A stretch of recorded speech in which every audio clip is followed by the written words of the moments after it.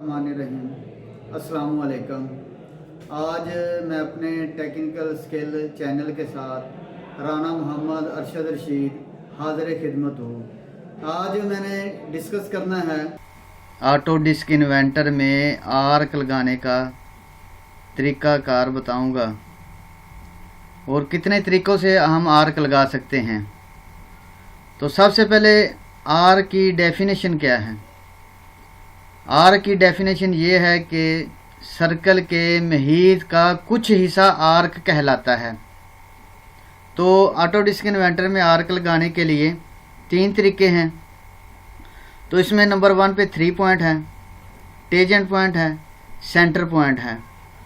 तो इसमें ये तरीका दिखाया गया है 3 पॉइंट का।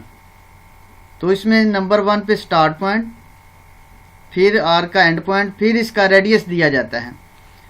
तो अब दूसरे तरीके में जो आर्क लगाने का तरीका है टेंजेंट आर्क है। किसी भी एंटिटी के साथ हम टच करते हुए, मस करते हुए आर्क को ड्रा कर सकते हैं। उसमें नंबर 1 पे टेंजेंट पॉइंट है, फिर उसका टेंजेंट एंड पॉइंट दिया जाता है। तो इस तरह हम टेंजेंट पॉइंट के मदद से आर्क को ड्रा कर सकते हैं। अब इसमें तीसरा जो तरीका है वो सेंटर पॉइंट का तरीका है। इसमें नंबर 1 पे स्टार्ट पॉइंट, फिर सबसे पहले इसमें सेंटर पॉइंट, स्टार्ट पॉइंट भी सेंटर पॉइंट, फिर इसके बाद आर्क का स्टार्ट पॉइंट, फिर उसका एंड पॉइंट। ये उसी तरह लगाते हैं जिस तरह हम कंपास की मदद से आर्क को ड्रा करते हैं। तो अब इन्वेंटर में सबसे पहले स्टार्ट 2D स्केच करेंगे। 2D स्केच करने के बाद हम इसका प्लेन मुंतखब करेंगे। प्लेन मुंतखब करने के बाद हम सबसे पहले रिबन में स्केच, स्केच में क्रिएट में आर्क पे जाएंगे। यहाँ पे 3 तरीके आप लोगों को नज़र आ रहे हैं आर्क लगाने के। 3 पॉइंट है, टेंजेंट पॉइंट है, सेंटर पॉइंट है।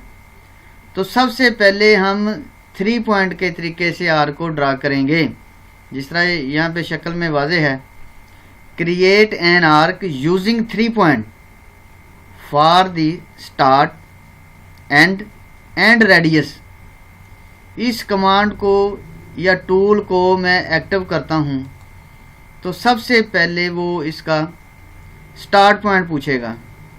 तो स्टार्ट पॉइंट पे ये मैंने क्लिक कर दिया, फिर इसका एंड पॉइंट दिया जाएगा।